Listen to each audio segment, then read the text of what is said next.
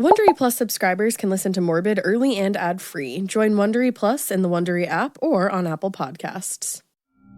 You're listening to a Morbid Network podcast. Redacted, Declassified Mysteries is a new podcast hosted by me, Luke LaManna. Each week, I dive into the hidden truths behind the world's most powerful institutions, from covert government experiments to bizarre assassination attempts. Follow Redacted on the Wondery app or wherever you get your podcasts. Hey, weirdos. I'm Elena. I'm Ash. And this is Morbid. Whoop, whoop.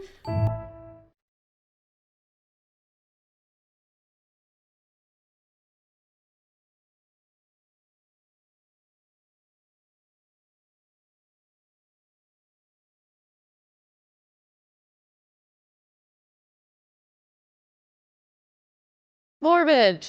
Hello. That's what we are. Talk about a bunch of morbid things here. That's what we do. That's in case what you're new. Been doing. Welcome to the crew. Hey. I don't have any more rhymes. You know what? It didn't even occur to me that you were rhyming. I know it didn't. I was just over here in my own little world. Like, I could see it on your face. You were just like, yeah, totally. All my right. coffee hasn't taken full effect yet. It has not, and that's And yes, okay. I am back on the coffee. Back on that coffee. I can't say no to you. Can't stop, won't stop. Or no, what is it? I can't quit you. I can't quit you. Coffee. That from? Brokeback Mountain. Brokeback Mountain. All right. An iconic film. Can't quit you. I love it. Well, I think one thing we just wanted to touch upon, because it like shocked both of us, Terrifying. is that condo collapse in Miami, Florida is like breaking my heart, shocking my brain. I just cannot get over it. I just don't understand how that happens. Like, how do you neglect a building for that long? I'm very interested to see what comes out about what was going on there, because Yeah. I think it was built with like, cement and like rebar and all that. So I don't know if there was something like they should have been taking care of it or fixing something. Right. But the video that came out of it is absolutely horrifying. And I think there's 99 people still unaccounted for. 4 people are dead now. Mm-hmm. It's horrifying. Well, and just to see like all the family members of just like Yeah. their mom lived there, their sister lived there. It's how do you? I just can't even imagine like putting my brain through that. I don't know how they went to sleep last night, like any of them, and were able to even take a moment to breathe. And because they're showing like all the pictures of everybody missing, and it just makes you want to. I got like a lump in my throat this morning because I just pictured knowing that your loved one is trapped under that rubble, like, and it's rubble, like, yeah. And you can't do anything. It's just like you're totally helpless. Totally helpless. Like, it just really breaks my heart. So we wanted to send our love and thoughts to, all our Florida weirdos and all our Miami weirdos. And I really hope none of you have family members that are involved in this. But if you do, like, we are sending so many thoughts and like love to you.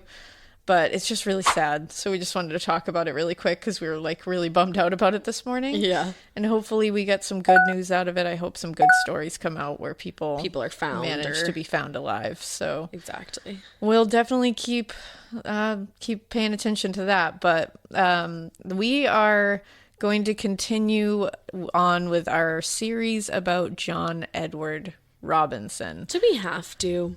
Let me tell you. This guy.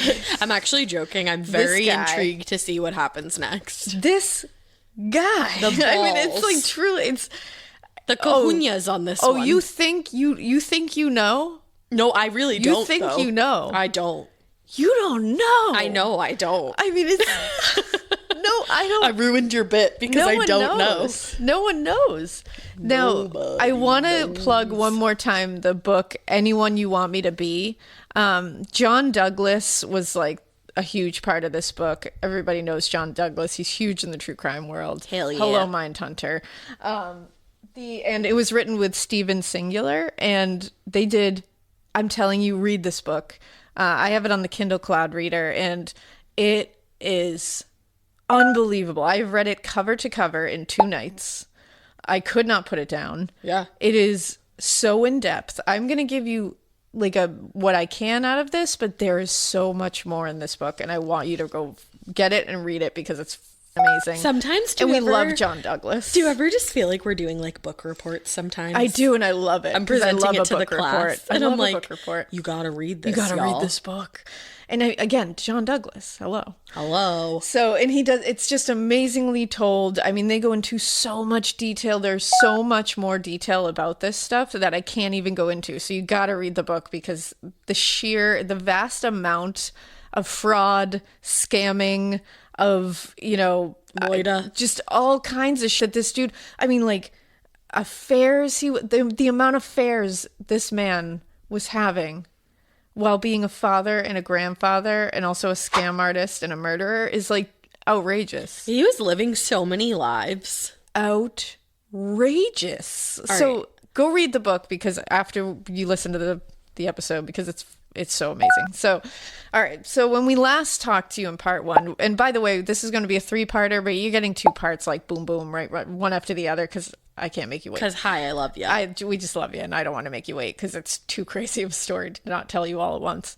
So the last time we talked to you guys, I was telling you about Lisa Stasi and her 4-month-old daughter, Tiffany. Also, can we talk about how freaking beautiful Lisa Stasi was? Dropped like a knockout. Stunning.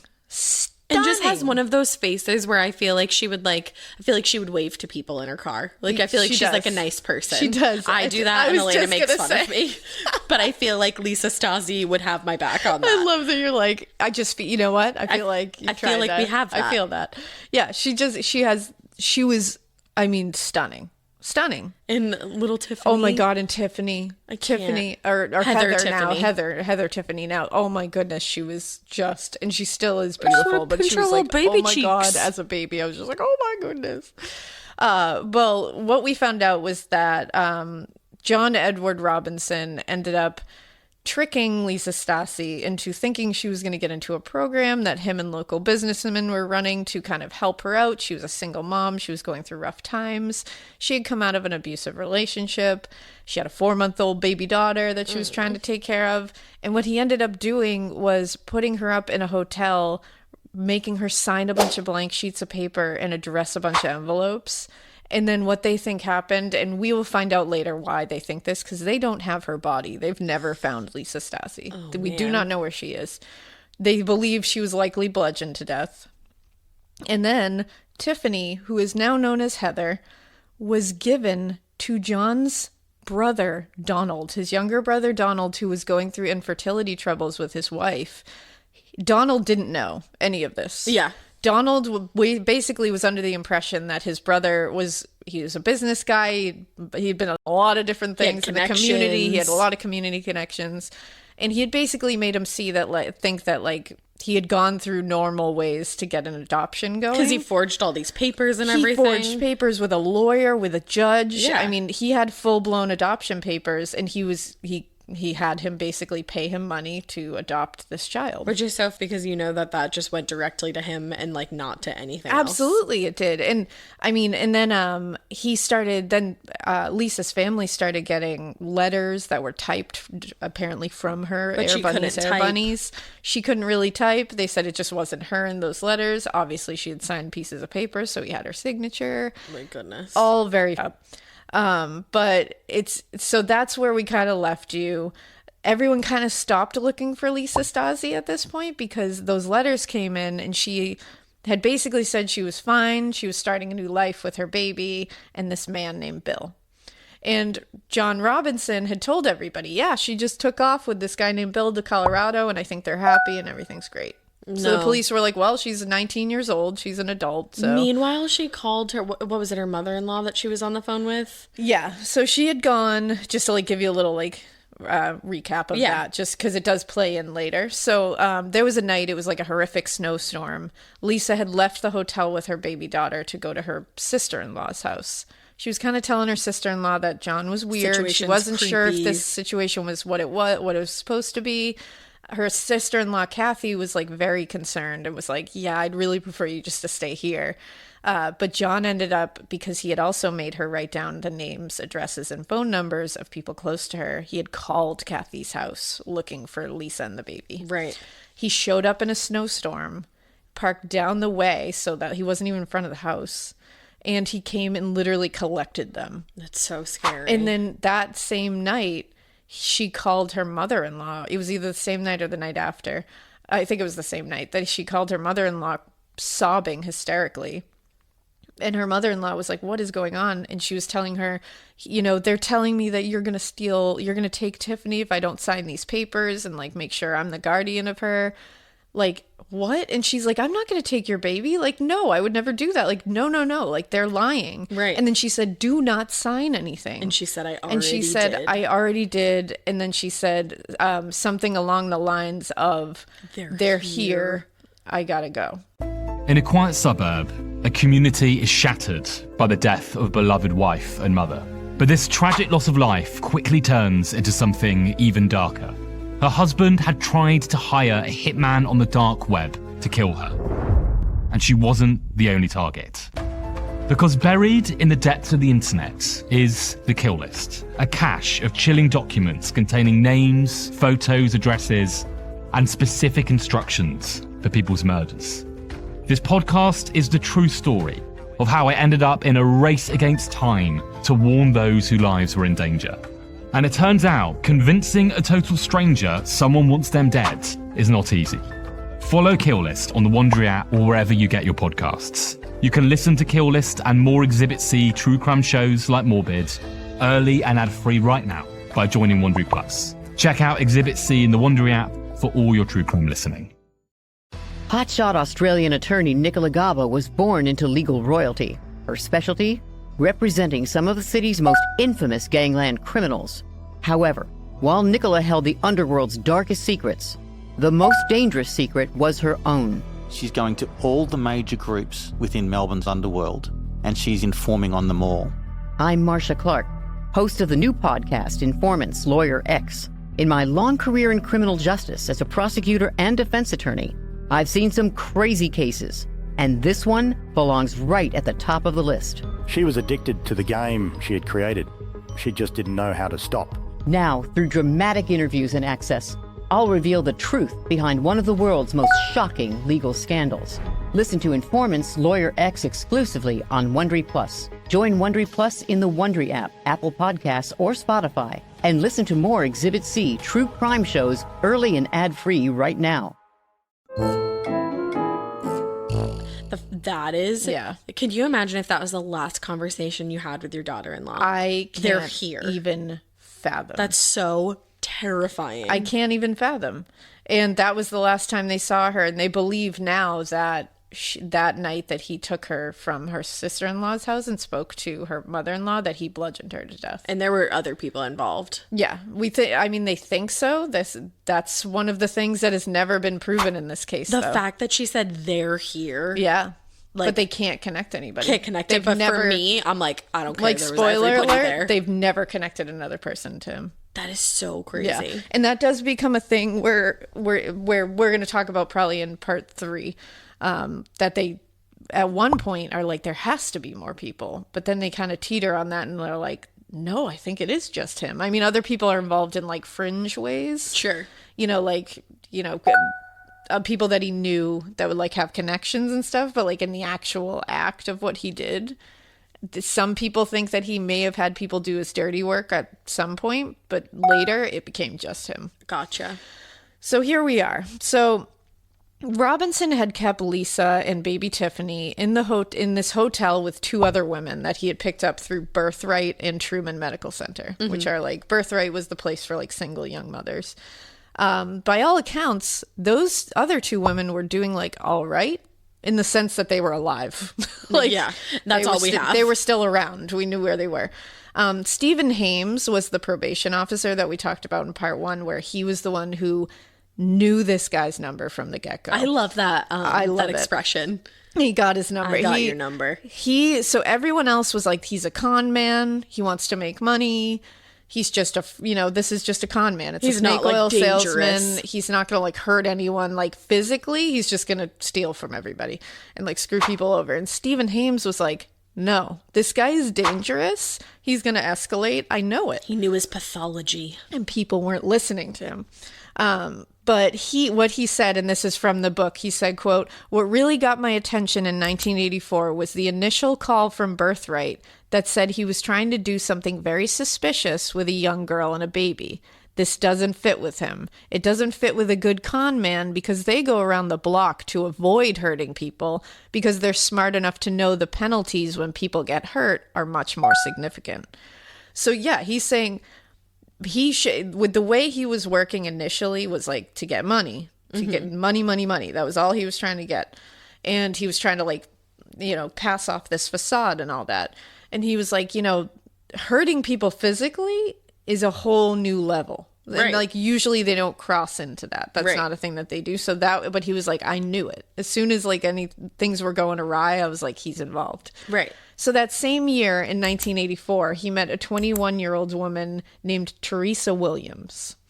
Now, she was in Kansas City initially from Boise, Idaho. They met like kind of offhandedly at like a McDonald's, and he just walked right up to her because remember, he's all about walking up to ladies, flattering them. Yeah, he was doing it to like his neighbors. Yeah, he talks very explicitly to them. Like he's gross.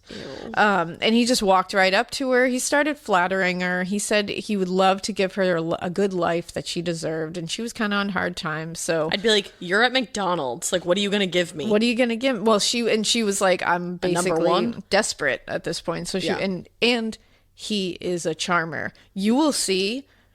I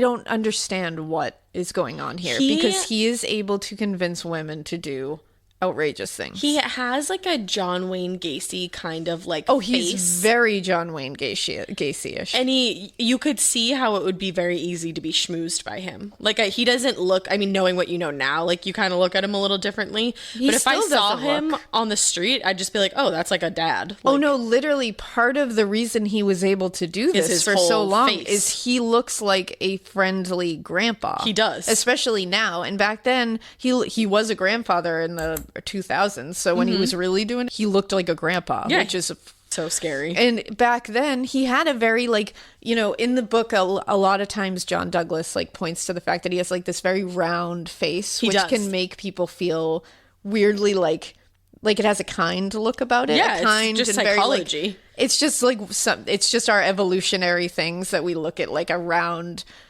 kind of, I don't even know how to explain it. It's just he has that kind of face, and he has like eyes that almost like sometimes can almost look kind. Okay, I was gonna say that and then I didn't want to. Sometimes they're terrifying. There's certain pictures where you're like, oh, there it is. But it's like even like Ted Bundy. Like people thought he was so handsome, which is like, troublesome and everything. But then like people would say his eyes would flash into this like different, like animalistic kind of thing. All you have to do with Ted Bundy, because of course everybody like that's a big thing that like some people think he's attractive, some people don't. I don't know. It's like neither here nor there. It's really not the important part of it. It just became such an important part of his identity as a serial killer because that is how he was able to lure a lot of women to help him. He had a face that you weren't scared of. That's just unfortunately the facts of the case. The fact those eyes can just switch. There is one video from his trial, and I point to it every time when people say like it's so scary, like he looked so like normal and blah blah. I'm like, just look at that trial video where they tried to grab his arm to bring him out of the trial, like, because he's, the defendant, even though he was being his own lawyer.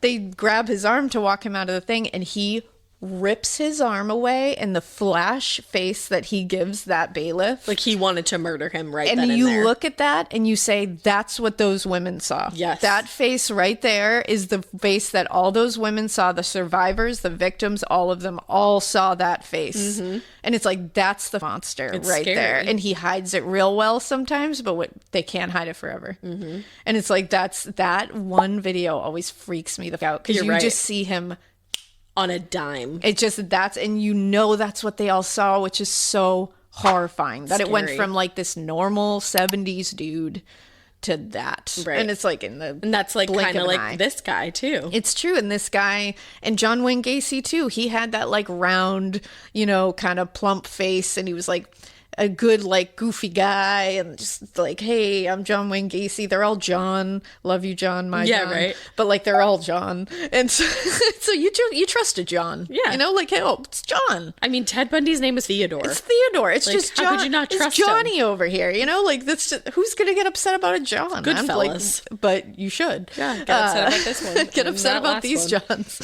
But yeah, he, you know, so when he came up to this woman, Teresa Williams, in the McDonald's, he was flattering her. You're beautiful. You know, somebody needs to, you know, lift you up. Somebody needs to, like, give you things and make you happy and make you comfortable. And, like, you deserve love and all this.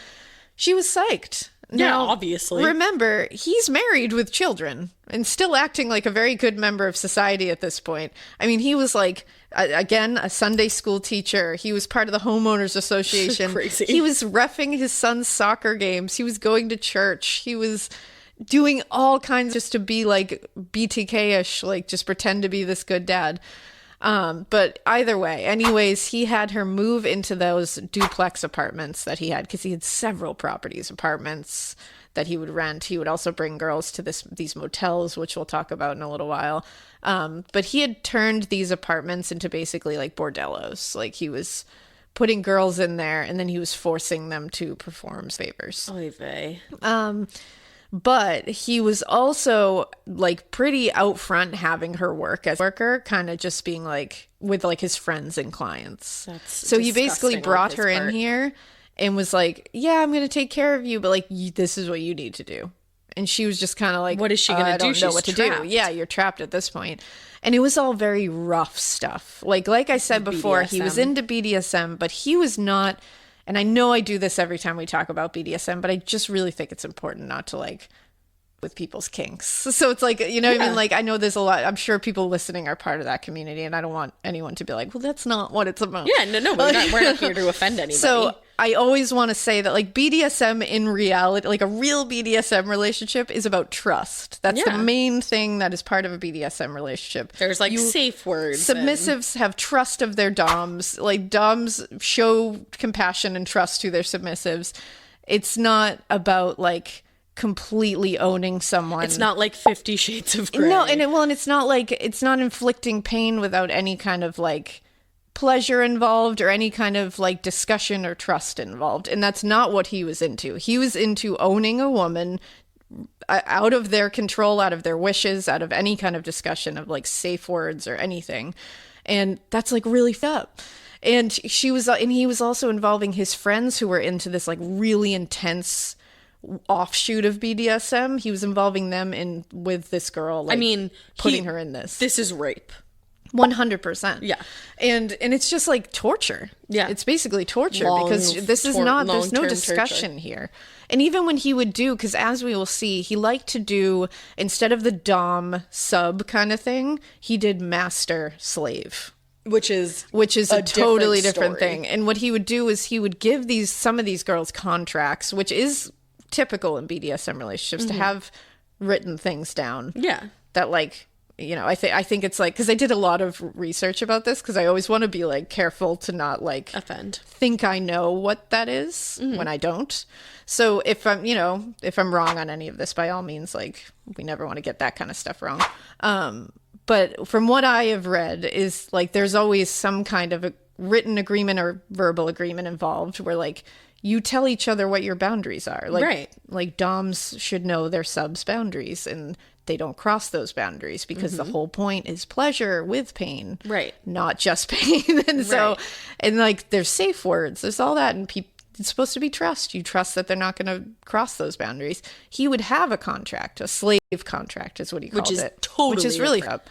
And in these things, he would lay out these things that he would expect from his slave and what he expected as their master, and he would constantly cross all of those boundaries. Those contracts meant nothing. And also the contracts themselves were usually way over the top, and these women were not comfortable with them, but they had no choice. He would just make them sign them anyway.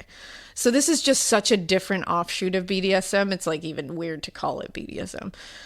But either way, so So she was being forced to work as a worker, living in this apartment that he's renting, all really rough, terrible stuff. And she was in the apartment, which is now being investigated. Like this. Oh, wow. Yeah. So she's in there, and they're starting to get his number a bit. Not as much as they will later, but once Lisa Stasi and her baby Tiffany went missing, Stephen Hames, that probation officer, he was like, now it's time to kick this into high He's gear. like, does anybody want to listen to me? And he was like, we're finding Lisa Stasi. Like, he was like, we're finding her and this baby. Because at this point, they didn't know where the baby was either. Right. So he's like, we got to find these people. So he met with Robinson himself in January 1985. And he just blatantly asked him about Lisa and Tiffany. And Robinson was like, I don't really have any like real information about her whereabouts, but like I think she's like off with some guy.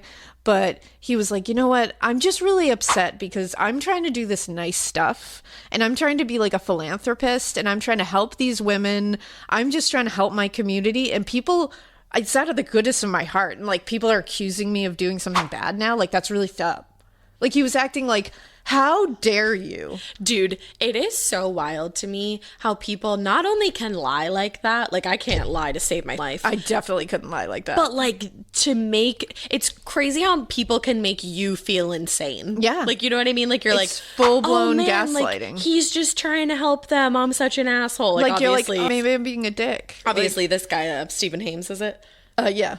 Obviously he's realizing that this guy is a crock. But like if I was in that position, I'd be like, well, you'd be like, well, I'm just accusing this philanthropist and pillar of his community, right? This Sunday school teacher, grandfather, father, lawnmower, homeowners association president. How dare I? Of murdering a young mother and her child and her baby infant. It's like, just how so terrible am I? Bananas to lie, to have the power to lie like that. Yeah. Well, and Stephen Hames, of course, was like, so Hames was like, well, what are you getting out of all these like good deeds? Right, like why are you doing this? Why are you doing this? And he was like, I just get the satisfaction of helping people. And Hames was like, immediately I was like, sus. Like he was like, nope, don't feel, I do not get that from I you. know the world, everybody wants to get paid. Well, and also he was like, I know people who do things out of the kindness of their heart. Yeah.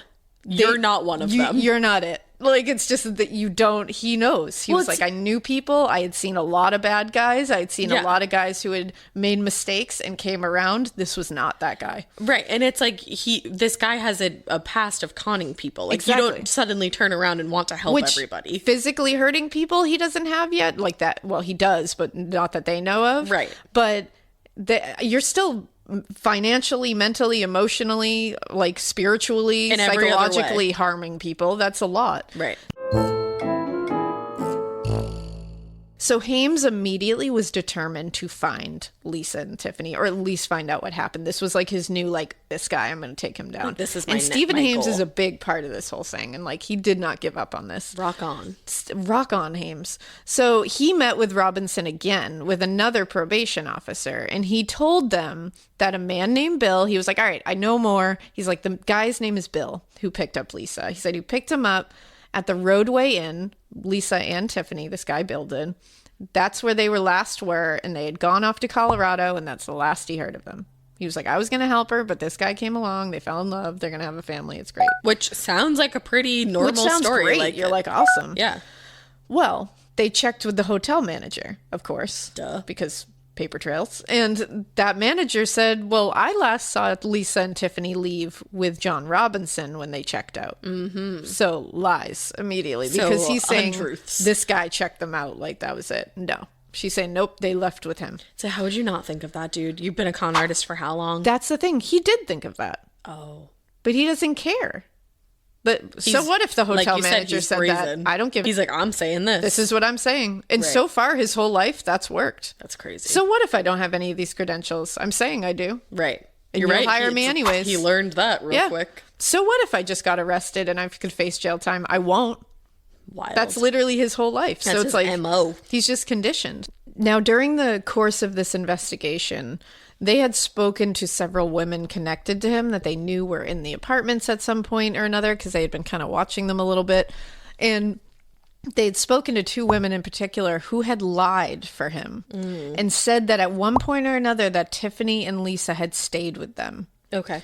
And they finally talked to law enforcement again and said, we lied. We lied for him. But we and they said, we want to tell you, but he had on us, like he would take nude photos of us. Oh, that becomes his thing. This dude. This is his thing. Whenever he would get a woman out there, he would immediately take nude, explicit, like suggestive photos of them, and then he would use it as blackmail so that they would have to be on his side. They would have to be loyal to him. He would have complete power. What? That is so twisted. And to lie, to do this to two women, to make them lie about a 19-year-old mother and her infant baby's whereabouts. What is wrong? And it's like, for them to feel they had to do that, he must have threatened them. Oh, obviously. So the FBI was already involved here now. Because again, there's a baby involved. Like, this is getting bigger, and they had a previous partner in some of his like previous like money schemes. Because again, read the book, because there's so many other money schemes that happen that like are just, there's so many you can't even talk about them all. He had a previous partner in one, and his name was Irvin Blattner. He was like an ex-con, and so they decided to get in touch with him, the FBI, and they were like, I'm pretty sure we can turn him into an informant, because he probably will. Yeah. He'll probably sing. Why not? Like, if we offer him something, I'm sure he'll be like, sure. Let's do it. So then they're going to go through his records. So they're starting to go through his records. They're starting to go through all the scams that he has committed, because now the FBI is looking into this, and they're like, oh, dang. Guys, like, they're like, how did this dude just float fly through? under the radar like this? So they're like, okay, well, now we gotta do something here, because like he's clearly escalating, and he's clearly been allowed to skate through this life here. So what they do is they set up a sting operation, and they had a female agent meet with Robinson, and this female agent would ask him about getting a job, because that was his thing. He gets females who are down on their luck. He says he's going to get them a job, and then something happens. Boom. So she posed as a worker, and he told her he ran a business that employed workers for high-class clientele like lawyers and doctors and CEOs. But he was like, just so you know, this is going to involve some like sadomasochism and torture. Like, are you into that? So basically saying she would be hired as a submissive to be a slave to a master. Mm-hmm. Then she went back to the FBI with all the wire info, because obviously she was wired. And she was willing, she was like, I'll keep going undercover. Like, I'll keep doing this. Bitch. What a bad. She was like, I will keep doing this. But they pulled the operation because they were worried for her safety. Yeah. If they sent her like too deep into this. I would be terrified. If after that conversation, I'd be like, for sure. And then I'd go back and I'd be like, for sure. I'm a head out. I'm a head out. I'm going to take my vacation this week. No, I need to unwind. She was like, I'm an FBI agent. I will do this. But they were like, we're going to keep you alive, honey. That's why I'm not an FBI agent. Yeah, we don't want something happening to you. So she's a badass. Hell yeah. Like, she just awesome. But they were like, no, we don't want to lose you. And they were like, the way he was talking, the way he was negotiating with you was scary. Evil. Like, it was evil. So then they called Truman Medical Center staff, and they said, hey, those two women that you referred to him that are still staying with him, we need to get them out of that hotel immediately. And they were, and they did. They got them out. Good. So they were okay. But they were literally like, we need to get them away from him right immediately, now. and you need to not refer women to him, because we're trying to figure this out. Imagine getting that call and you're the one that referred them. You'd feel so terrible. Oh, unreal. Or like being the person that referred Lisa Stassi. I can't imagine. That person didn't do her job. Oh, yeah, because we spoke about that. That person, I think, that social worker... And got into trouble later, yes? She did, yeah. And that's... She didn't do her job. Yeah, like, let's you should have do our looked into jobs. that. Let's do our jobs, folks. When we get paid for jobs, let's do them. Especially when it involves a 19-year-old single mother and her 4-month-old baby. Yeah. Like, let's be a little more let's clock in that day and get to it. Let's do all those diligences. Yeah. Let's make sure we cross all those I's and we dot all those T's. Please. No matter how psychotic it makes your writing look. Exactly. So at this time, in early 1985, randomly, out of nowhere, he decided, he made Teresa Williams dress up to the nines one day. He handed her $1,200 and he said, you're going to go to a park. He's like, I have a job for you. You're going to go to a park. You're going to wait in that park. You're going to wait for a limo that's going to pull up and get you. And he was like, and you're going to do whatever that person tells you to do. And she was like, okay. So she did. And a limo pulled up. And she got in. The driver blindfolded her, drove her to a mansion. She went inside, and a man in his 60s, who she was told to call the judge, brought her down into a dungeon basement that he had. He strapped her to a rack, like a medieval torture rack, and he started stretching her until she almost passed out. And she finally released her after basically almost like killing her. And immediately sent her back in the limo, back to Robinson. Robinson was pissed because she didn't satisfy the judge because she was supposed to stay there. Like, he was pissed that she was like being whiny about it. Being whiny about being stretched. He took back the money he gave her, the $1,200, and hit her. And it was getting like really rough. Oh my goodness. So then he left her. He just left her in the apartment. She's like so upset. Then like soon after this, he randomly shows up at her apartment. She's sleeping. He rips her out of bed, throws her on the floor, stuck a gun in her face that he kept in a shoulder holster, by the way, because, so cool. And she was freaking out, and he told her if she didn't be quiet, he would blow her brains out. And he pulled the trigger in front of her face, and the gun went click. There were no bullets in the gun. Oh, shit. He then, and this is a trigger warning for rape, he then raped her with the gun and left. Oh, no. No. Now, in March 1985, the same year, Irvin Blattner, the partner that the FBI was going to try to get to turn on him, the previous partner. Sure. Turned on him like they thought he was. Oh, yeah, of course. Immediately. He signed a statement that basically confirmed that Robinson was the perpetrator of a shun of financial scams. He was like, I can tell you every role he has had in every one of these. He's like, here's financial scam A through Z. Literally. Do you have time? Here's the, every other alphabet you can think of amount. So March 21st to 1985, Robinson came in for his regular probation meeting and was immediately arrested because now they got him. So he was booked into the Clay County Jail. And while he was there, he suddenly was like, hey, guys, I know where Lisa and Tiffany are, by the way. Mm-hmm. Just, does anyone want to know? Mm-hmm. And they were like, yeah. And he was like, they're safe. They're doing fine. And they were like, cool. He got released on $50,000 bond. Why? He paid it. So now, June 7th, Hames and 2 FBI agents went to the apartments unannounced to try to catch him off guard. Because that didn't work now. He got out on bond. What are we going to do? And so, because they're like, we got to get more stuff. And as we'll see later, the DA, when it comes to like the 2000s, like way later, the DA that they have, Paul Morrison, does it so smartly because he's like, I know that everybody's getting frustrated and they want us just to jump in and arrest him. But we have to But he has slipped through the cracks every time that someone has arrested him. We are not going to be a next in line to let him go free and do this. Right. So he like really bides his time and really gathers as much as he can to make sure that it's like airtight and it pays off. I love it. So thank you for that, because I needed to. Obviously, I know he gets apprehended, but I needed But it's a good payoff along the way. That. So Hames, 2 FBI agents in June, they show up at the apartments unannounced. They want to try to, they wanted to see Teresa Williams, and they want to like just try to catch everybody off guard. So she's there, and they ask her about him, and she's lying for him, because she's and terrified. saying she works for his company, And once they're like, yeah, like that's cool. 2 women he worked with previously have gone missing, and we're pretty sure he murdered them and a baby as well, right? Like, you know that, right? Like, you're comfortable with that, and like you realize that like you're probably likely next, right? Like he's doing the literal same thing to you. She began sobbing. Oh, told them the whole truth. Of course, she told them everything, and then she revealed that after that incident where he like raped her with a gun, he showed back up to Teresa and he tells her he needs her to help him get out of this Irvin thing. So Irvin Blattner, the previous partner that was like singing like a canary, apparently he had gotten wind of it. He went to Teresa and he was like, you need to help me. I wonder how he got wind of that. He knows everything, man. That's crazy. So he told her, you need to write fake diary entries to discredit Irvin and say he was trying to kill you. What? So that when they bring him in to try to come against me, it's all going to be discredited because he's an asshole. Wow. So basically, yeah, it's insane. So it would look like, too, on top, it's got like a dual purpose.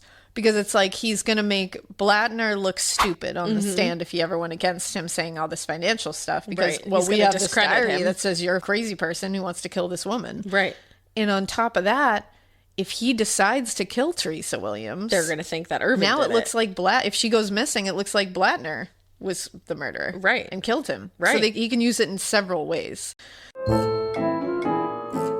So he also had her put all her belongings in a storage place that he had and told his lawyer to find the diary in the event of Irvin testifying in the future. Like, had his lawyer ready to go get that diary at a moment's notice. Yeah.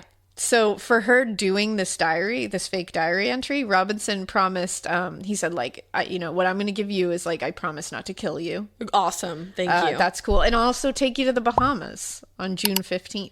I don't want to go to the Bahamas with you because I feel like you know people out there and it's not really going to be a vacation. And he was like, you know what? I'll send you to the Bahamas and, like, you can have a vacation. And he's like, you can get away and that'll be your, like, fake death. So that, like, if this really does go the way we need it to, he was gonna your kill last her. Entry was going to be June 15th, and then no one will see you again. He was not sending her to the Bahamas. No, of course he wasn't. Wow. He took all her and put it in storage so that he could just make her disappear. Wow. So with all of this info, they were like, okay. She must have been terrified. Yeah, they're like, we can get him on some shit and finally, hopefully get him in jail. Yeah. So they moved her out of the apartment immediately. Thank you. And he found out she was gone and went bonkers trying to find her. He hired a private investigator to find her. And the FBI had to move her 3 times to stay away from him while they built the case against him. And you probably just live the rest of your life in fear. How do you ever... Even when he's in jail, you're probably like... Because he has so many connections. Who knows how many people she met, too. Yeah, exactly. Well, and he eventually found her himself. The FBI is hiding this woman, and he finds her. He found her. Bitch. And the PI tried to talk to her directly. She came out of somewhere, and he tried to, like, walk up to her and talk to her. And luckily, the FBI moved her out of state to keep her safe. That's but literally so moved her out of terrifying. the state to keep him away from her. I'd be like, can you move me to, like, the Bahamas? I'd be like, FBI, can I just live with you? Yeah, right? FBI? Like, seriously. Can you bring me to Quantico? I just want to, like, can you please? So finally in July, he was charged with violating his probation on several counts, and they ordered 7 years in jail. Okay. He was freed on a $250,000 bail and had to see Hames daily. So again, he's getting out of this. Then he started his appeals process, and he argued that because they moved Teresa out of state, he didn't get his constitutional right to confront his accuser. Because she wasn't going to come to his court. Duh. In May 1986, Judge David J. Dixon, want to make sure his name's out there, agreed that it was unconstitutional and he was free to go. We really got to work on that Constitution. Judge David J. Dixon in 1986, who knows if you're still around. But I hope that do you feel good about that? Because we'll see what happens after this. Oh, yeah. So he had to go through another whole court debacle right as this one ended, though. Because now the FBI and Hames and law enforcement were on his and they had dug into those past scams. So now they can keep trying to throw different things at him to try to see if something sticks. Yeah, they got a ton. So he was accused of stealing over $50,000 through billing scams. And this, like, it's so far reaching. This is what I'm talking about. Like, read the book, because I'm going to mention things that you're like, wait, what? He did what? Excuse me? And it's like, I can't even go. This would be like an 85-part series if I did it. But there was some, like, bogus condo sale in, like, Arizona that he was a part of too. And where was he living? I'm sorry. He was between Missouri and Kansas. At this point, he was in Kansas. Gotcha. But so now we're in Arizona. He had some bogus condo sale in Arizona that he had, like, scammed people out of money. So he was getting in trouble for that now. And I guess he sold the condo and then kept the money from the sale or something like that. Okay. It was some kind of weird thing. He, like, pretended to be their real estate agent. What? Yeah. And so now he was facing 6 to 19 years in prison. So he probably took, like, all the money that was in escrow. Yeah, literally. I think that's how it worked. So as he's about to finally enter prison, because he is going to get prison time. Yeah. In 1987, he killed a woman.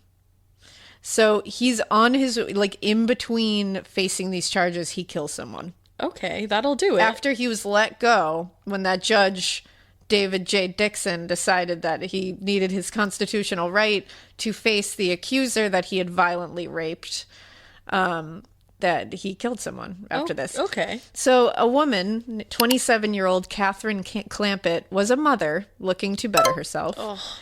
She had moved from Wichita Falls, Texas to Kansas City to get a job. She had left a child with her parents to do so. She was trying to get her life together. Right. She was staying at her brother's home. His name was Robert Bales, while she was trying to look for work and get a steady place. Yeah. So she ended up seeing an ad that Robinson put in the paper because he loved to put ads in the paper.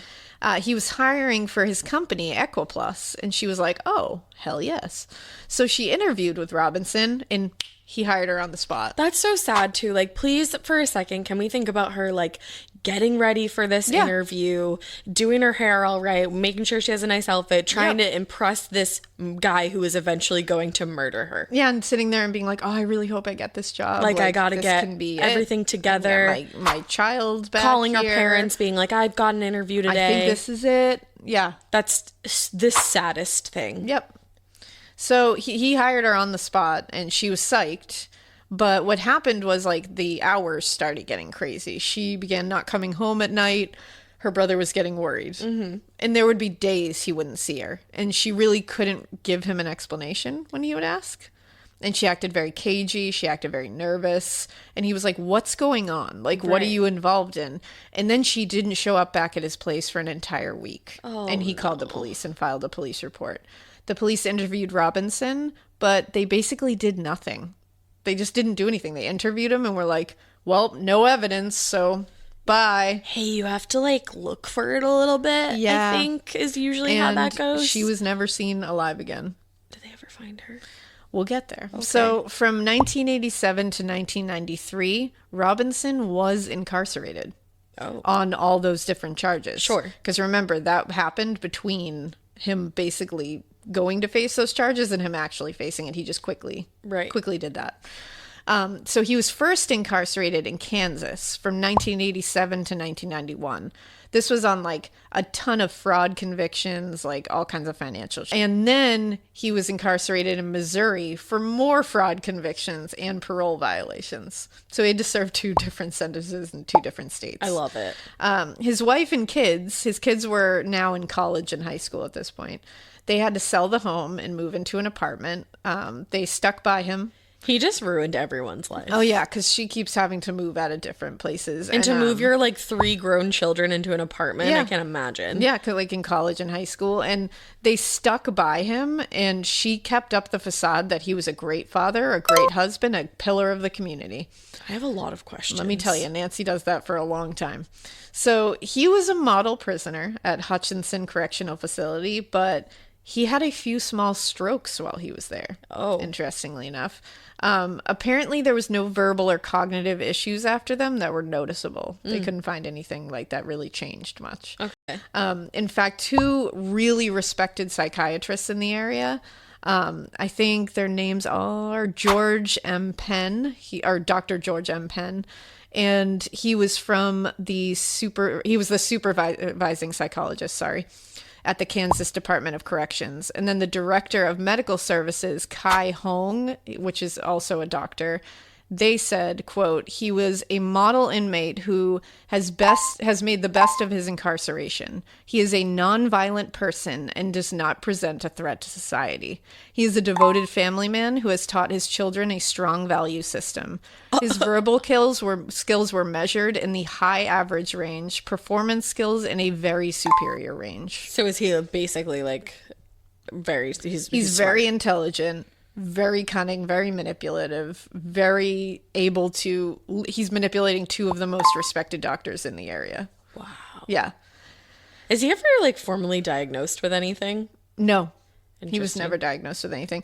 Because here's the thing, he's full... I mean, he's definitely not mentally ill in the sense of not understanding what's going on or what's right from wrong or anything. He's very calculated. Oh, yeah. Very calculated. And it takes superior thinking and planning to do what he's done for so many years too. Decades. Is he a genius? He seems like he's definitely up in the genius range, I would say. And to be doing what he was doing, it takes a lot of skills. Unfortunately. Which really sucks that he didn't use them for something awesome. Yeah, he could have, He could have been a great philanthropist if he had actually like if he was not an evil person. If he actually cared about fellow humans. Taken these thoughts he had of like actually helping mothers and children and carrying like that out. Carried it out instead of just doing what he did. If he was a different person, he would have been great. Like a different person with the same kind of skills. Sure.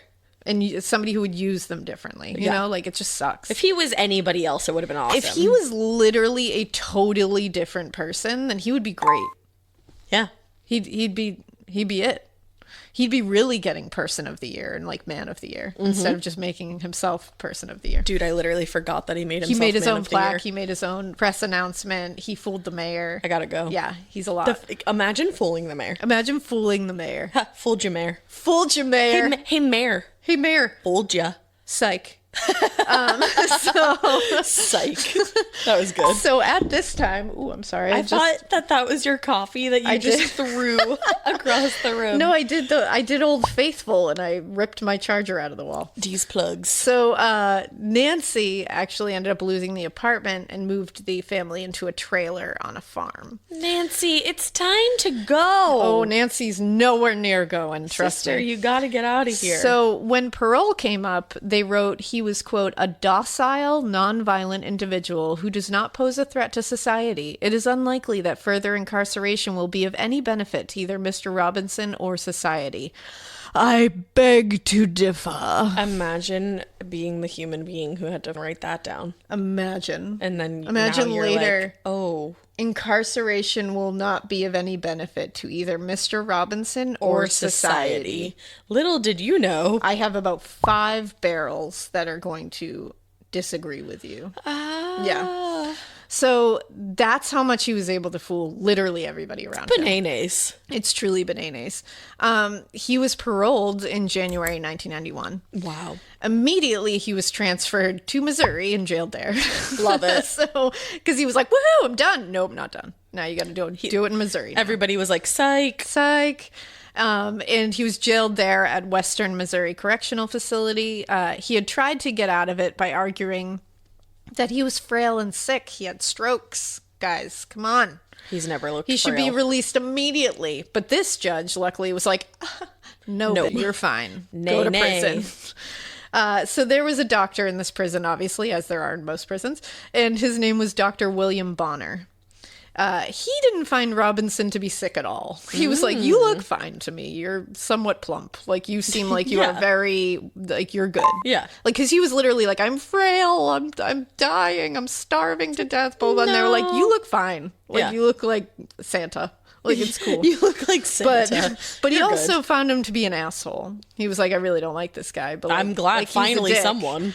And Dr. Bonner's wife, 49-year-old Beverly Bonner, actually worked at the same prison as the prison librarian. Squad goals. Not really. Oh, damn So it. Robinson and her... You're like, too soon, Ash, like, too nope. soon.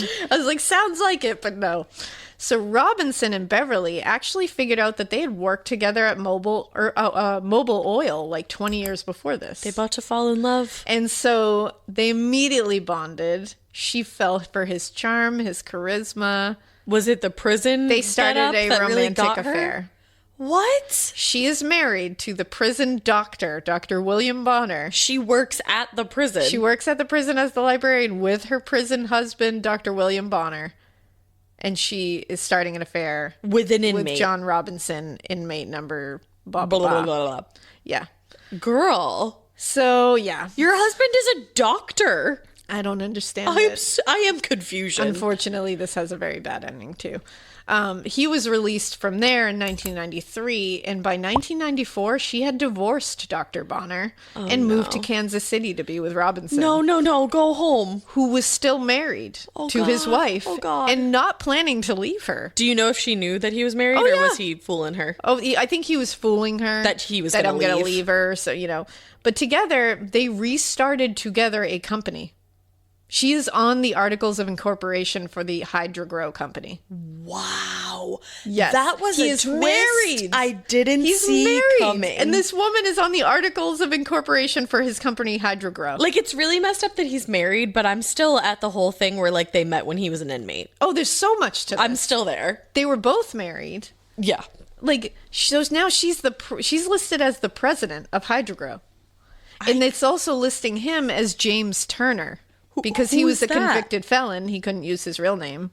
He also started having her sign blank pieces of paper. Don't do that. Which she did without question. Suddenly, her family and friends start getting letters signed by her that were saying she was traveling overseas in Europe for business and how happy she was. Oh. They all had foreign postmarks. What? But the forwarding addresses were a mailbox in a commercial mail center that was called the mail room, and it was in Kansas. What? It was in like a shopping center. That's crazy. Robinson had rented this mail room, this like mail space. Sure. This one like mailbox, I think, in Beverly's name, and he was using this box to take the $1,000 divorce settlement checks that Dr. Bonner was sending monthly. And it turns out he had used a service that would create foreign postmarks for him. Yes. So this needs to be a visual medium because I literally am just like waving my hands Ash is and just like losing her mind silently. What? I just became a mime. So her friends and family are getting letters that are like, "Hey fam, I'm in Europe. We're having a great time. Oh my goodness." And they're like, "Oh, look at these foreign postmarks. Yeah, they're coming from overseas." He bought those to use and had her sign so that he could make it look like they were coming from overseas and had her signature on them because he was having her sign blank pieces of paper. Wait, no, he didn't even buy them. He made them. No, right? he used a service that created foreign postmarks for him. I thought you said he created the service. No, but still, he used either a way. service that created foreign postmarks for him. What? Yeah. He also rented a storage unit and said it was for his sister, Beverly. No. He told workers there that his sister was abroad for work and was having so much fun in Australia that she was just going to stay there and never return. And he pulled up one day in Beverly's car and placed a huge metal barrel in the unit and then just left. No one looked into it. What? She was never heard from again after 1994 when she divorced her husband and became the president of Hydrogrow. Do we have a statement from her husband? We don't. That poor man. That poor woman. Oh my God, that poor everyone. So, that's Beverly. Oh my bananas. Yeah. So he struck again with a 45-year-old mother and her 15-year-old daughter. Who was disabled and in a wheelchair. No. Sheila Faith was 45 years old. Her daughter Debbie was 15 years old and confined to a wheelchair. She had been diagnosed with cerebral palsy and spina bifida as a child. No. They lived in Fullerton, California. Debbie's the daughter. Debbie was known to be hilarious, really upbeat. Her doctors were sure that she would walk someday purely because of her attitude. Wow. And she was determined to.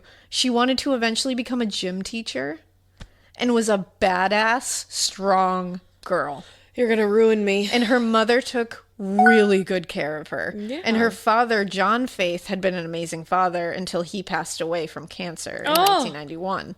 So Sheila was left to try to make ends meet. She was dealing with a lot of medical expenses for Debbie. So she was trying to find a partner to be with because this is a lot to deal with alone. And she just needed to help her little family. So she went to the internet because this is the 90s. It's the beginning of all this. And she would meet guys on there, but none of them were really working out. Then she met this guy online called John Robinson from Kansas City. So he said he had tons of land. He had horses. He was a farmer. He wanted Debbie to be able to ride one. Farmer John. And Debbie was like, "I'm going to ride a horse someday. Like, that's my thing." He also said he would get Debbie into a special and very expensive school out here that he was going to take care of them. They became very, very close. They talked on the phone. Eventually, he said they should move out with him and start their lives together. Again, this is John Robinson. So in 1994, the year that Beverly divorced her husband, became president of Hydro, and then went missing, The same year. they decide to go to Kansas to live with him. So he had basically just killed. Literally just had done Beverly. all of that. That year he got her to divorce her husband, her prison doctor husband, become president of Hydro, and then he killed her. And then he somehow and took all managed to her shit. convince these people to come to Kansas. Wow. So apparently Sheila left everything behind when she went and told her friends to just watch her mail and grab it for her just in case this didn't work out. Because she was trying to be like, kind of like, I don't know. There was $1,000 disability check that came monthly for Debbie, like a little over $1,000. And she wanted them to keep track of those. So she was like, just watch my mail. Weirdly, no mail arrived after they left. And they discovered it was all being sent to the mailroom in Kansas. You know, the place Beverly Bonner's checks from her ex-husband were being sent and cashed from. So he must have convinced her Yeah, to he have her mail forwarded their mail. Yep. forwarded. That mailbox was now being registered to James Turner.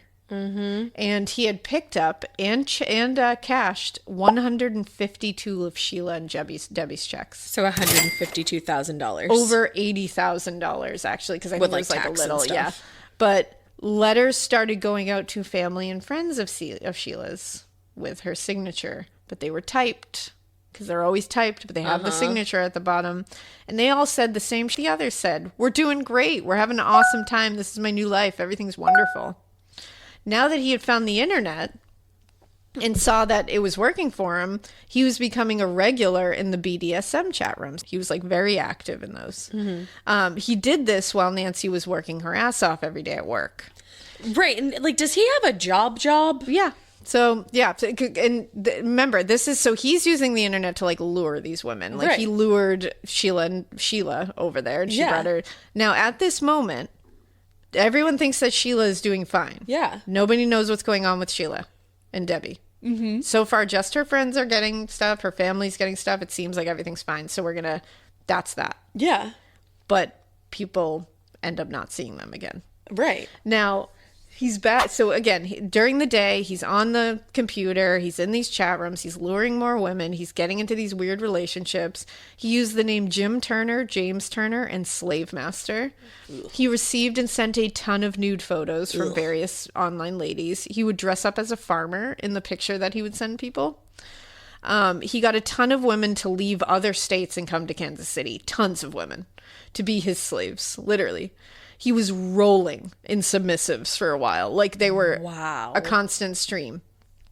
Then in 1999, he met Isabella Lewica is how you say it. And this was in an online BDSM chat room. Isabella was born in Poland on April 11th, 1978. She moved to the United States with her scientist parents when she was like 14, turning 15, and they'd settled in West Lafayette, Indiana. Mm-hmm. Now, she was a brilliant artist, and in 1996, she had enrolled at Purdue University to study fine arts. She had also done like murals for her high school. Like, she was this amazing artist. Very talented. She was known to be very shy and kind of kept to herself, but she was also very smart and just out of this world creative. And she dressed really artistically, like she kind of favored a nice like mix of like bohemian and goth. Girl, like mix it together. Like she would wear like long black velvet dresses, and she had lots of piercings, and she would dye her hair black, and like she just like went She's for cool it. as She fuck. was art on the outside as well. I love it. Now Isabella, that was a really like sweet thing to say. She was art on the really outside. cute. Art on the inside, art on the outside. Now, Isabella was really into BDSM and like also into like, you know, the darker like vampires and death and stuff. Like she was interested in that stuff. She was morbid. Like I feel it. And, you know, just things that are interesting and different. She was into like learning about the occult, into like witchcraft and all that. Like she was into cool stuff. So she was looking for people with similar interests, and sometimes it can feel like that's hard when you're into weird shit. So she was drawn to the internet because it's the 90s. Mm-hmm. And, you know, it's still like in its stages where everybody's just like getting like really into it. It's in its heyday. And it's, you know, and I think these people like the ability to be anonymous and to be able to like live in the fantasy world that they want to live in. The BDSM stuff is not always accepted in normal society, or like normal quote air bunnies. But so this is a place where you can go in a chat room, you can do what you want to do. You know, so these people, it was like an escape for a lot of them. Now, chat rooms were huge when the internet exploded. Oh, yeah, you know all about that, Grandma. Like, people, hell yeah. Buffy the Vampire chat rooms, hell yes. But people could finally connect with people all over the world who were into same niche interests that you were in. Okay. So, because I'm sure you all remember, like, how many different chat rooms there were for any kind of subject you could ever think of. Yeah, I remember. And you could even make one. Like, you know what I mean? So if you were into that stuff, you could make one yourself. People would show up. And then you got a friend group, you know, if you were feeling lonely. So in 1997... I'm alive! I'm alive! So in 1997, she happened to meet a man online. This was in a BDSM chat room, and she felt like she clicked with him on a deeper level. By chance, was his name James, Jims, or John? Perhaps. I think I just said Jims. You did, but that's cool. Maybe his name was Jims. So they spoke a lot over the web, and he told her he was an international book agent. He wanted her to, like, you know, be an illustrator for some of his books, and blah, blah, blah.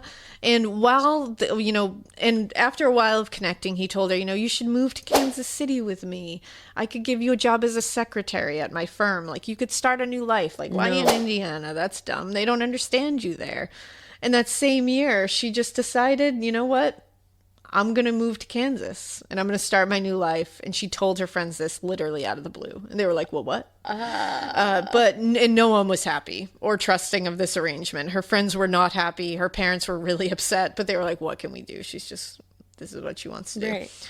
So she was emailing her parents once she moved there, but it was kind of few and far between. So they were like, we don't want to like push her, but we need to know what's going on. So she did tell them she was living at an address on Metcalf Avenue in Kansas. What they didn't know was that she and John Robinson had filed for a marriage license together. Mm-hmm. I just blinked a lot of times. Yep.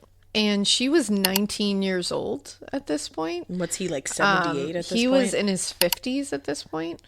Dang. So they filed for a marriage license together. He's also married, that whole thing. Yeah.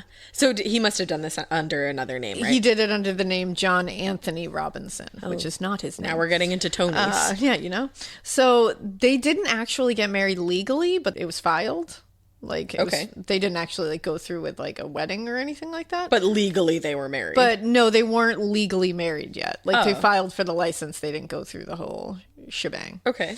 But yeah, so it's just like a weird thing. I think he did it to make her think that they were married. Right. You know? Because that's what I always thought. If you filed the certificate, then I thought you were married. Yeah, like they filed for the license. Right. And then they never actually went through with the wedding or marriage. Mm-hmm.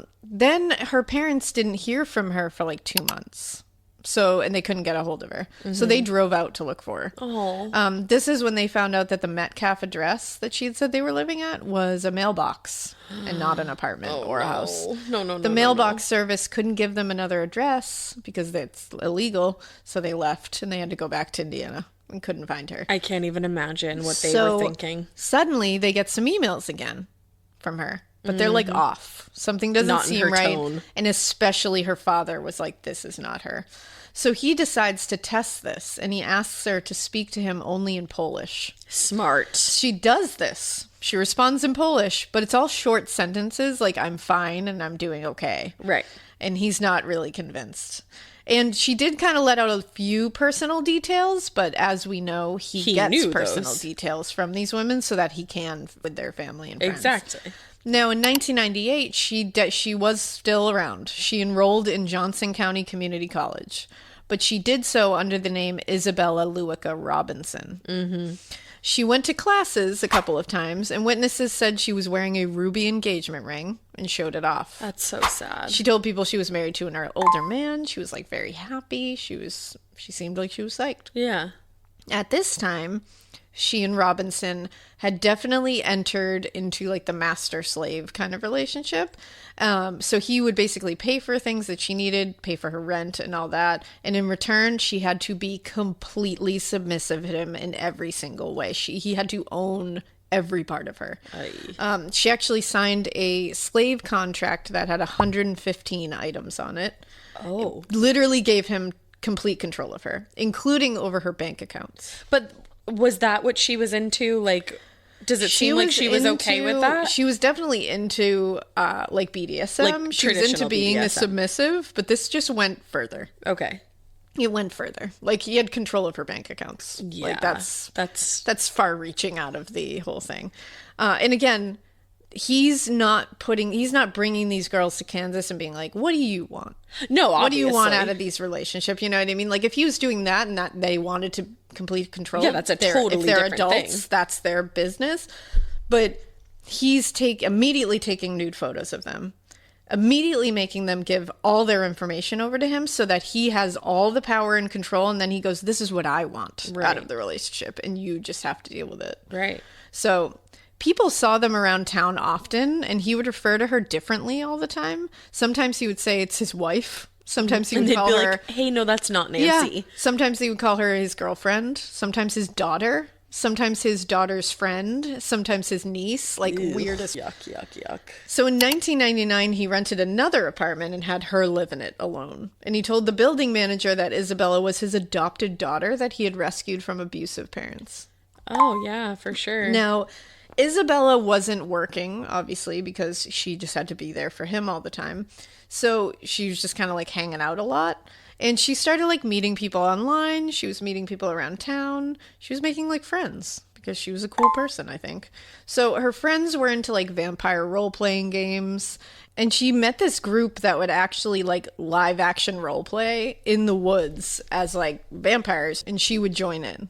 Yeah, didn't you pretend to be Buffy all the time? Hell yeah, like RPGs. That was the chat rooms, man. What was it? Role-playing games. Oh, okay. Ash. We had chat rooms with like our friend. Like we would like have like chat rooms that are like group messages on AIM. Yeah, see, no. I've never been in an actual chat room. Mine were like always centered around like either Buffy the Vampire Slayer or like horror movies. I don't even know how you would find those. Because this was on AIM. Yeah. Well, it was in like AOL. Like AOL chat rooms. Yeah, I never did that. No, you were past that era definitely. of that happening. It's probably a good thing for me because I would have fallen victim to some shit. You definitely would. I take that. I own that. Like this is all like innocent fun. Oh yeah. I think you would have. I would have fallen to a predator. I think probably and it would have been really scary. So I'm really glad you didn't have that. Actually, me as well. And now thinking about it, but Isabella was really into this like role-playing stuff, and I guess this was like literally in the woods. It's like, because LARPing is a thing, like that is like full-on like Renaissance fairs are LARPing. Yeah, have you ever seen True Life? Like True Life, I LARP or whatever it is, but like that's a thing. And I'm like, it looks fun. It looks fun. And it's like, wow, to be able to like let your inhibitions and like any sense of like, you know, like you just like let it go and just do something that you enjoy. It's cool. I'm like, that's awesome for you. But she was into it. So she was having a good time. She was like meeting people she liked. She was doing what she wanted to do. I'm here for it. And he moved her again into a different place, like a duplex situation, because he was constantly having to move these girls so that people didn't get too much of an eye on them. I also wonder what she thought about the fact that he wasn't living with her. That was something that did come up. Oh, okay. So she would tell people, you know, people are weird about our age difference and like how we met and stuff, and that we're in like a BDSM relationship. So like we live separately because like it's like society doesn't think that it's appropriate for us. So we have our relationship and it's ours, and like everybody. I feel like he told her to say that. Oh no, he definitely told her to say that. Yeah, that doesn't really make a lot of sense. No, of course none of this does. No. But so he kept her in this duplex. And he basically told the property manager at this new duplex that he was going to be having a ton of women there from all over the world because he was training them to help with his international publishing business. They were all going to be like secretaries and other admins. Mm-hmm. But this property manager was like, I only saw Isabella there. Like, he just lied for no reason. So out of nowhere, she suddenly tells her parents, we're not speaking in Polish anymore. Together. Why? And she said, I married an American. My husband is American. I am speaking English because I will only speak my husband's language. Uh-huh. And they were like, she wouldn't have said that. No, that's not you. They were like, that's weird. So that same year, Isabella told people she was leaving Kansas, people around town. Like she used to frequent like this bookstore that she became friends with like the seller and stuff. It had like cool, weird occult books and stuff, which I was like, that sounds rad. I want to go there. And she told them like, I'm going to be leaving Kansas. And they were like, what? So, but her parents got emails saying she was traveling already with her husband. Right. Now she was being short and cold with them, and her parents knew that wasn't like her. But she would respond to the emails with, again, a little bit of personal information just to kind of quell their fears a little bit. And she kept telling them she wasn't going to she was like, they kept being like, what is your husband's name? Like she wouldn't give them his name. Oh, I didn't know that. And she kept saying, I'm not going to give you his name. You don't need it. No, you do. And basically she was telling them, I'm pretty ready to like leave you guys behind. Like I'm pretty ready to like start my life without you guys. Okay. And they were like, what is going on? But in 2000, no one was seeing Isabella around anymore. Not around town, not with Robinson. Now, and they probably just assumed that she left Kansas. Well, here's the thing, though. Like, it was way more noticeable than the other ones because he had paraded her around town to a lot of places. He broke the lease early on the duplex. And when people asked, he said that she was caught smoking weed and deported back to Czechoslovakia. Yeah, I don't know about that, sir. She was never seen alive again. Now, she came to Kansas with a lot, like all her possessions. She had a lot of paintings that she had done, like big paintings. There was one in particular that was like big and orange. I guess it was like massive canvas. She had, like bed sheets. She had like kitchen stuff. She had all kinds of shit she had. Right. He ended up giving all of those possessions, like the paintings, which he, by the way, painted his own name over her name on those paintings. Are you kidding me? I don't know why that just made me so angry. That's so beyond. That is like... That's so beyond. That makes me so mad. Yeah. He was actually giving her possessions to another woman that he was having a full-blown, like, years-long affair with. While all this is going on, he was maintaining relationships, air bunnies, with like dozens, 600 gajillion dozens women. and dozens of women all over the state, while maintaining a relationship with his wife. And children, and eventually grandchildren. All while doing this. This girl, Barbara, this woman was, like, she was around for 30-plus years as his mistress. What? Yeah. And she was given all of Isabella's possessions, including the paintings with John's Imagine finding that out later. Oh, yeah. Now, and the fact that he destroyed her paintings by putting his dumbass name on them. Yeah.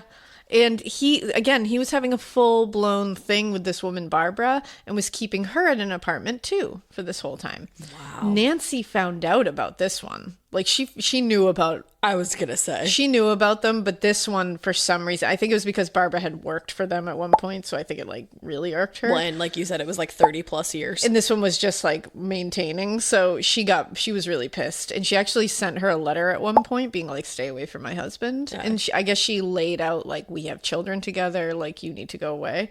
And at one point, he and Nancy were at a grocery store together. They walked right by Barbara, and Barbara said that he pretended he didn't even know or see her and just walked right by her. And she kept staying with him after that. Yeah.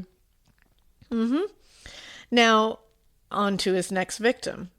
His next victim was Suzette Troughton from Monroe, Michigan. She was 28 years old. She was aspiring to be a nurse at the time. She had battled some depression when she was younger and she had gone through like weight issues and like body dysmorphia, and had actually at some point when she was younger, she had shot herself in the stomach to try to end her life. Oh, wow. But it failed and she was okay. It actually like missed anything of significance, and she took it as a sign to like live your life how you want to live it and like be open, be curious, be a good person. So she decided to do that. And she was like really curious. She always wanted new experiences. She was going to take her second chance at life. Yeah. She had worked as a manager in a restaurant while she tried to make it through nursing school. And also worked as a home health aide to the elderly. Oh my goodness, she sounds amazing. She had 2 Pekingese dogs named Pika and Harry. Cute. And she was obsessed with them. She never went anywhere without them. Those they came dogs with are her everywhere. Freaking adorable. They really are. And during this time, she had become interested in BDSM and entered a lot of chat rooms because, again, this is the time. She met a lot of people online. She had a lot of friendships. She had some like relationships online. In 1999, she met Robinson in a BDSM chat room. He told her about his role as a slave master. He said he was part of the International Council of Masters, that like really scary thing, where they were literally like raping women, and how he had a ton of experience being a dom, like she was into it. So they became closer and closer, and he eventually said that, you know, my elderly father is really sick, and I'm looking for a nurse that can like kind of be a live-in nurse, like help us out with him. And meanwhile, his father had been dead for a decade at this point. So he was like, hey, can I pay you to fly out and like pay you to be my father's nurse? Like, we'll hire you. And she was like, oh my God, this is like my chance to step into this role. I want to do this kind of work. So he said he would pay her like $60,000 plus salary a year, benefits, all that. And he was also on the side, he was like, I'll teach you about this like master-slave relationship thing. And she was interested in it. So she was like, sure. Yeah. So he also had told her he was going to make sure he was like, you know what, make sure your passport is up to date because I'm going to jet set you all over the world. And he was like, and also, these promises are like too much. You can also work at my company, and so we can travel for business. It can all be like written off. So like, make sure your passport is ready. So she was like psyched. Of course. Her friends were really skeptical of this and wanted her to not do this. They were like, no. But she decided she was interested, and she was like, you know what, I'll meet him first. I'm not just going to like run out there and live there. Smart. So in fall of 1999, she had like a trip out there. She met him. They hung out. He wined and dined her. She thought he was great.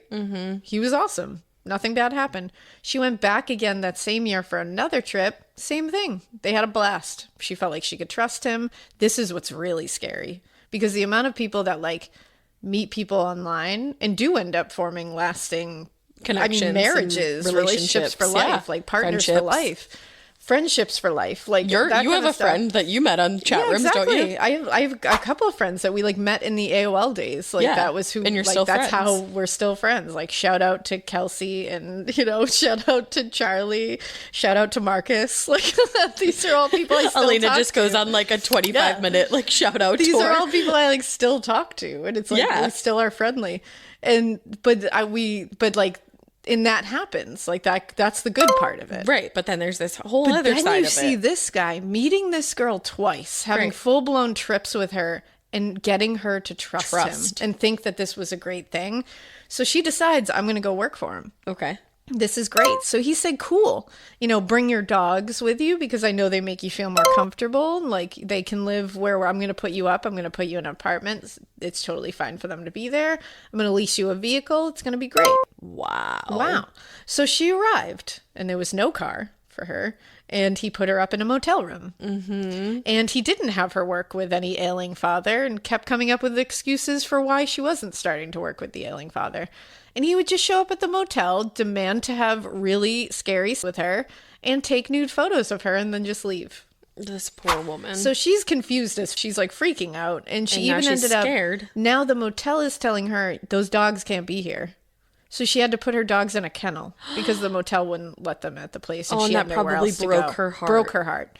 Then he says to her, finally out of nowhere, he says, we're going on our first business trip to California tomorrow. No, we're not. And he had her sign 30 blank pieces of paper.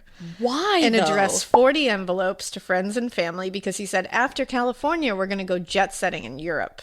And he said, you're going to be so busy that you're not going to have time to write letters or anything like that or keep up correspondence. So we're going to do it now. No. And get it out of the way. No. And he's so convincing that everybody's like, yeah, you're right. We're going to be so busy. Why not just get this done now? No. Like fun. February 30th, 2000, she talked to her mom, Carol, and told her she was leaving for California and then Europe the next day.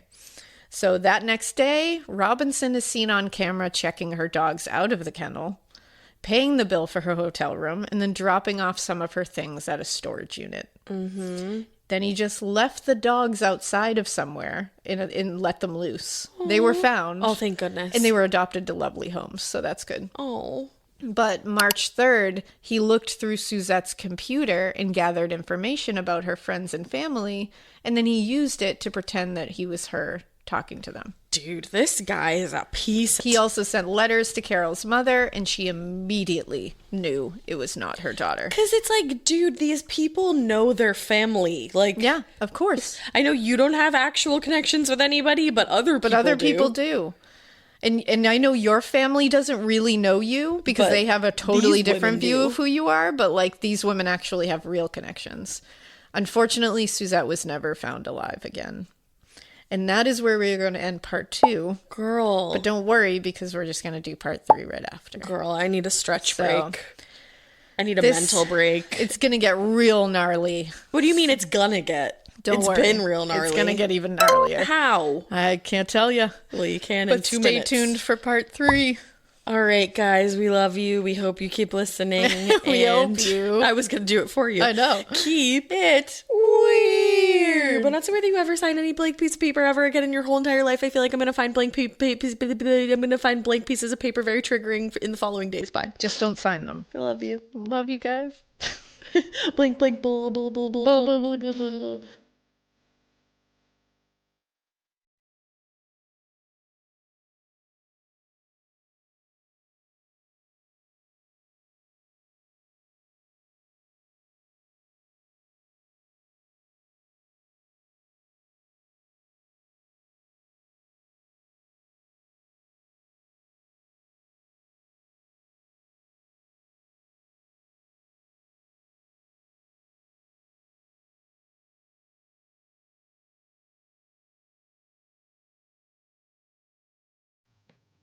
If you like Morbid, you can listen early and ad-free right now by joining Wondery Plus in the Wondery app or on Apple Podcasts. Prime members can listen ad-free on Amazon Music. Before you go, tell us about yourself by filling out a short survey at Wondery.com/survey.